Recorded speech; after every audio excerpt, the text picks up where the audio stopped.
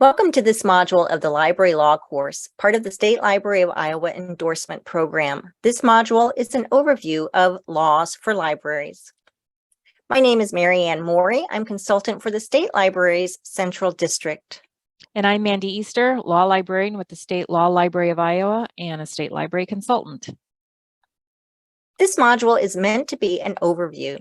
You may be surprised to see how many laws pertain to public libraries, either directly or indirectly. While we won't be going through each law noted, we do plan to help you realize they exist and assist you in defining ways these laws affect operations of public libraries here in Iowa. Toward the end of our module, we'll provide information about some resources to help you complete the third learning objective. This is an overview of the various laws that pertain to numerous categories within public libraries. As you can see, there are quite a few, likely far more than you anticipated. While some of these laws are specifically about public libraries, others are broad laws that apply to many public organizations, including public libraries. You can see on this chart that we have put these various laws into some categories that demonstrate the areas in which these laws affect your library and your library's operations. This is a way we can help meet our second learning objective, which is to define how these laws affect public library operations. You may want to print out this particular slide and share the information you learn about these laws with your library board and/or other staff members. Because this module is an overview, we won't be going into great detail about any of these laws and will only be highlighting a few of them. This class will simply review each of these categories and highlight just one or two of the laws in that category. One of the main things we want you to realize and learn from this current module is that there are legal mandates that do pertain to public libraries, your public library, and these laws apply equally to all of our public libraries, whether you're a small library, a mid-sized library, or a large multi-system library. Our first category is noted as state library. Yes, there are laws that govern our organization, and some of those laws directly affect your public library. For instance, Iowa Code Section 256.51 gives direction for the state library and dictates that we establish and administer standards for public libraries. That's what the State Library's accreditation program is. The reason the state library administers the accreditation program is because of this state law. Elsewhere in the same code, Section 256.51, our agency is directed to obtain from libraries reports showing the condition, growth, and development of services provided and disseminate this information in a timely manner to the citizens of Iowa. This is why we ask you to complete an annual survey each year, because we are required by state law to gather and report on such information. Here's another statute that pertains to the state library, but which has an effect, a benefit for your library. Iowa Code Section 256.57, subsection 1, established the Enrich Iowa program to provide direct state assistance to public libraries to support the open access program, to provide public libraries with an incentive to improve library services that are in compliance with performance measures. This state law is the reason the state library can provide reimbursement for your library in these three areas of funding noted on this slide that are collectively known as Enrich Iowa. Now we'll review some laws that affect your library board. There are many legal aspects that your trustees must know and abide by. You may recall that on our chart of library laws, the column for library boards had the most entries. We'll do a flyover of these laws next and focus predominantly on Section 392.5 of Iowa Code because it dictates so much of how your library board functions. Iowa Code Section 392.5 is one that we at the State Library reference often. This code is the one that gives your library board its authority through your library's ordinance. While your library's ordinance is a city code, the only reason your city could pass the library ordinance in the first place is because of Iowa Code Chapter 392, which gives cities the authority to create administrative agencies, such as a library board. And Section 392.5 is the part that pertains specifically to library boards. This law contains a section that specifically mentions one of the library's most important roles, one of the library board's most important roles, and that of overseeing the library's budget. The statute states, A library board may accept and control the expenditure of all gifts, devices, and bequests to the library. Another extremely important aspect of Iowa Code Section 392.5 is this highlighted section that says, a proposal to alter the composition, manner of selection, or charge of a library board, or to replace it with an alternative form of administrative agency, is subject to the approval of the voters of the city. What this means is that your library's ordinance, which is the legal document that states the composition, manner of selection, and charge or duties of your library board, cannot be changed by anyone other than the voters of your city. Your city council can't change it, your library board can't change it, your city clerk can't change it, and your library director can't change it. Listen to what we're saying here. The library ordinance, unlike other city ordinances, cannot be changed by anyone other than the voters of your city. In our first module, which we assume you've already completed, we spent the entire class talking about 2 chapters of state codes that definitely pertain to all public libraries, Iowa Code chapters 21 and 22. If you recall from that first module, we referred to these chapters of the code as sunshine laws. Make sure you and your trustees are well acquainted with aspects of Iowa's open meetings and open records laws. Remember that your library board meetings are subject to open meetings per chapter 21, and you do have to maintain and make public your library board's meeting minutes per chapter 22. Moving along, we now reach our third category of library laws, those pertaining to library budgets and resources. Again, we'll only look at a few of these. One of the most basic laws in this column pertaining to your library's budget is Iowa Code Section 256.69. Both city and county support of public libraries is mandated by this statute, which says, each city within its corporate boundaries and each county within the unincorporated area of the county shall levy a tax of at least 6 3/4 cents per $1,000 of assessed value on the taxable property for the purpose of providing financial support to the public library, which provides library services within the respective jurisdictions. This tax of at least 6 3/4 cents per $1,000 of assessed property is an outdated and inadequate minimum. No public library in Iowa could keep its doors open if it were funded at this level. Most cities fund their libraries far above the minimum required by this code. Public libraries receive their primary funding from the city's general fund, which comes from property taxes. Article 3, Section 31 of the Constitution of Iowa says in part that no public money or property shall be appropriated for local or private purposes. This seems like a simple mandate to obey, but we have seen well-meaning library staff violate this section, thereby putting themselves and their library and city at risk.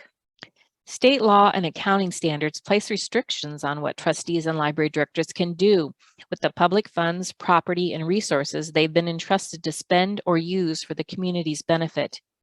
Even the equipment in the library and the staff's time belong to taxpayers.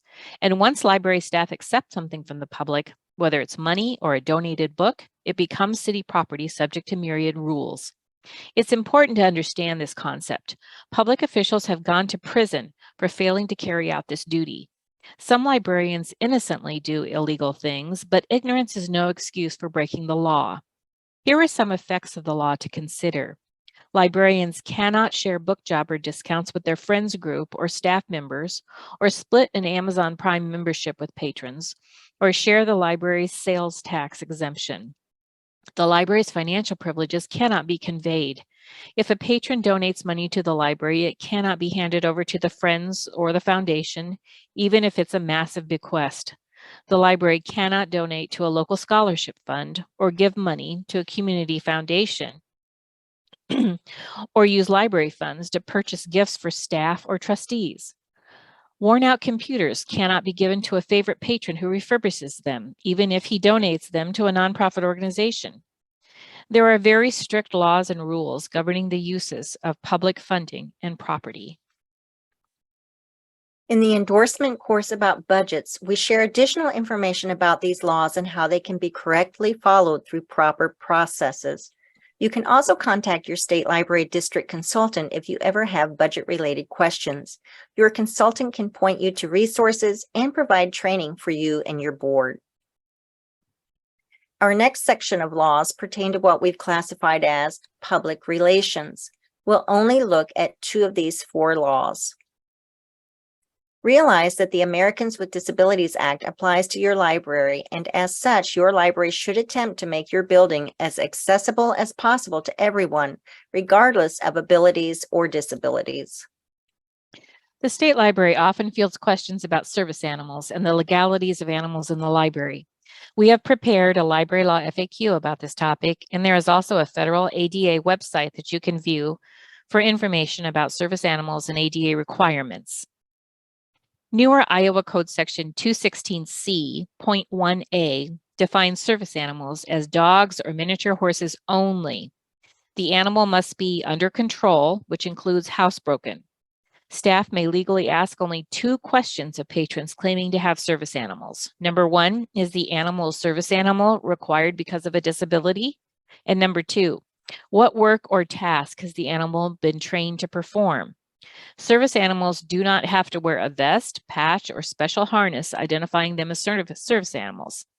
Unlike legally protected service animals, emotional support, therapy, comfort, or companion animals are not considered service animals under federal or state law, and therefore, public libraries are under no obligation to allow patrons with such animals into the library.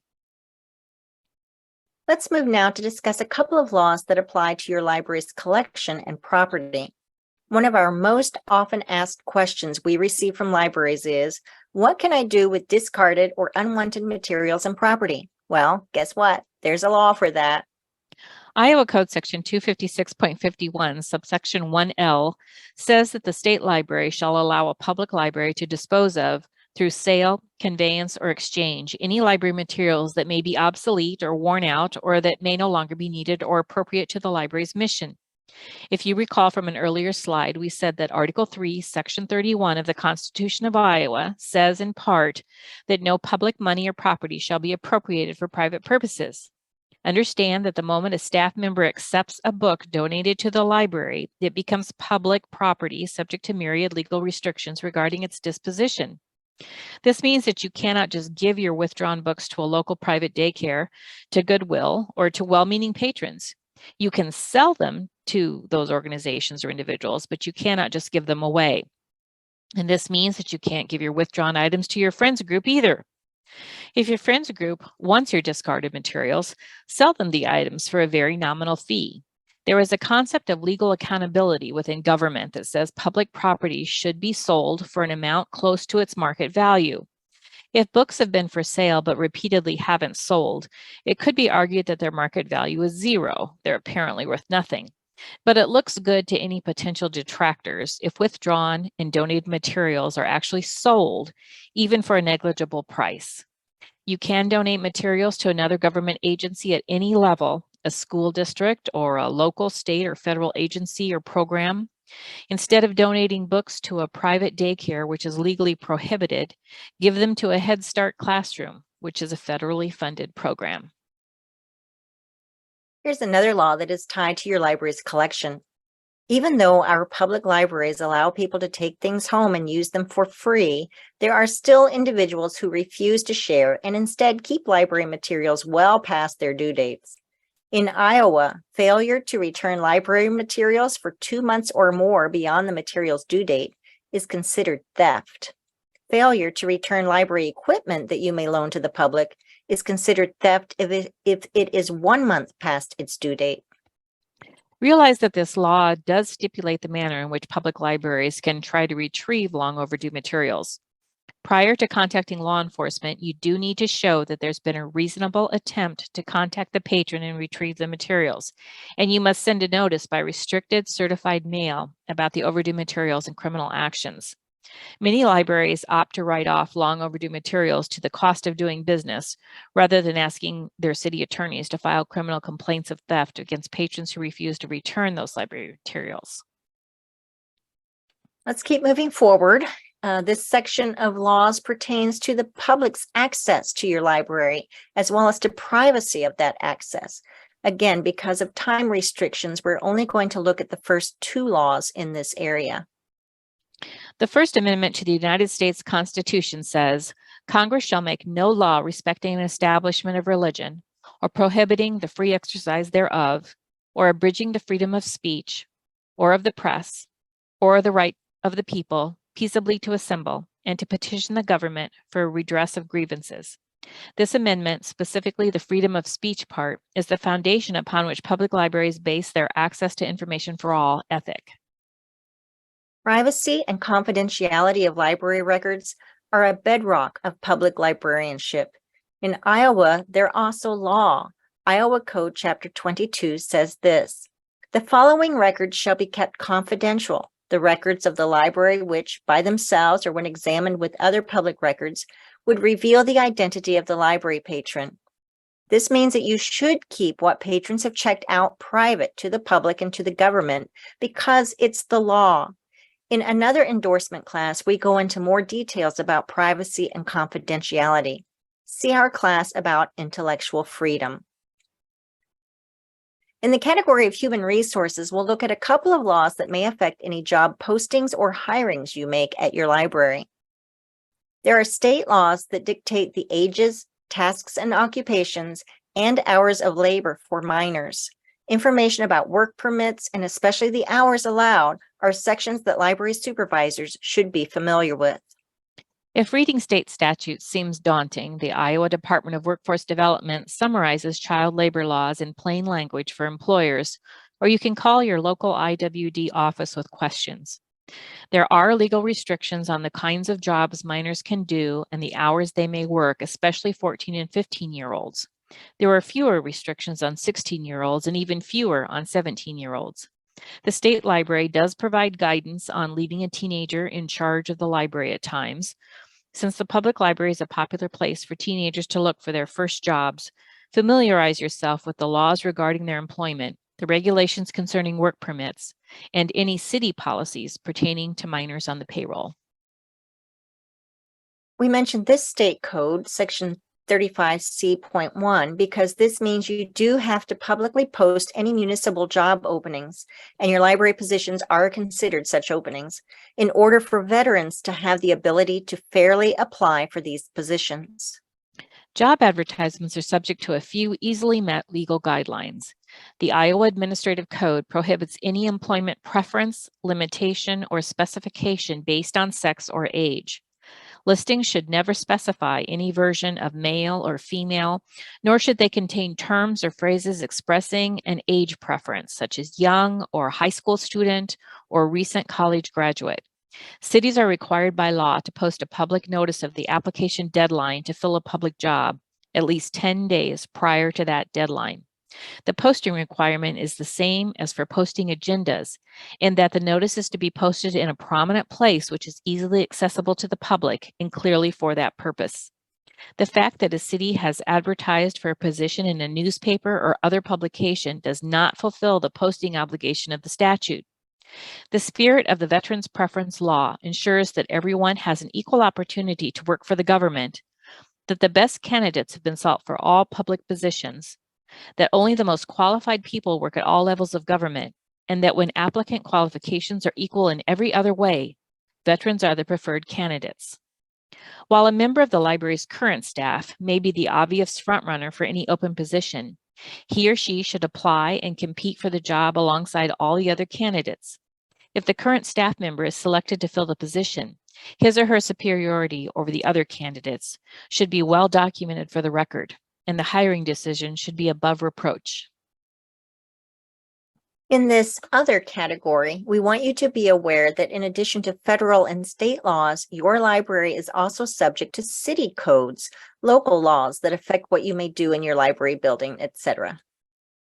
Any laws pertaining to having alcohol in city buildings, determining if your library can ban firearms, or where in your city you have to post notice of your library board meetings will be outlined in your local municipal code. Check with your city clerk for details about these types of concerns. Copyright is a federal law, And libraries are subject to copyright laws, which may affect the kind of programs you offer and even the way you choose to decorate your children's area of the library. Libraries are potential copyright infringement minefields, so it cannot be overstated how important it is to be aware of our federal laws pertaining to copyright. The state library can help you learn the meaning of legal phrases such as public domain, derivative works, fair use, educational exemptions, prior permission, terms of use, and others.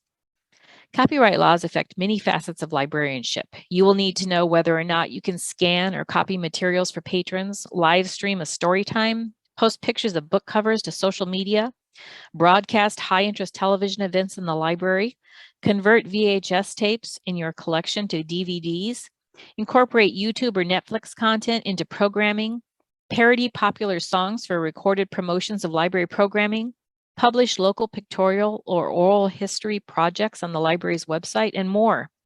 Plus, what can libraries do with the digital copy codes that come with the movies they buy on DVD? And what should you do if you receive a notice from your internet service provider threatening to cut off the library's internet connection because illegal activity has been detected on its account? The State Library provides answers to these and many other questions about copyright. Our final objective for this module is about helping you identify resources to find and understand Iowa code and other laws that pertain to libraries. One of the best places to access information about any Iowa code is the Iowa Legislature's website. From the home page, go to the search box labeled Iowa Code Quick Search and type in the chapter and/or section number for any Iowa law. For example, 392.5, the law pertaining to library boards. Click the search icon and the entire statute will pop up with a toolbar that allows you to print it or manipulate it in several other ways. The Iowa Trustees Handbook contains ample information about legal matters, and it contains additional details about many of the laws we have mentioned in this class. As we said in the first module of this legal course, and as you'll likely hear many of us say throughout several of these endorsement classes, your library is located in one of these state library districts. Each district has its own degreed librarian serving as a consultant. Those of us who are district consultants can assist you with questions, direct you to information, and provide you, your staff, your library board, and even your city leaders with information about how these various laws affect your library. The State Law Library is also available to assist with any legal information you may need.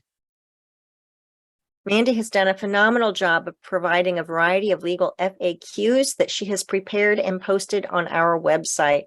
Simply choose the option for Legal and Library Law from the Libraries tab of the State Library's website to access the Library Law FAQs. The Iowa League of Cities has lots of good information available on its website. The organization counsels, guides, and trains city officials on how to effectively, efficiently, and legally run a city. The League staff can also provide valuable backup for library directors and trustees when there are conflicts with city officials regarding library-related law. Finally, your city attorney can provide library directors and trustees with legal advice. Be aware that in most cities, agencies that use the city attorney's services will be charged an hourly fee of some type. In other municipalities, agencies cannot contact the city attorney without prior approval from the city administrator. In some cities, mainly larger ones, there are few, if any, restrictions on contacting the city attorney's office. Check with your city to learn the proper procedure for contacting the city attorney and ask about any agency fees for obtaining legal advice. Remember that there are a lot of laws that pertain to public library operations. This chart notes many of those laws and shows how they directly affect various aspects of public library work. Consult the State Library if you ever have any questions about these. This concludes our module about laws for libraries.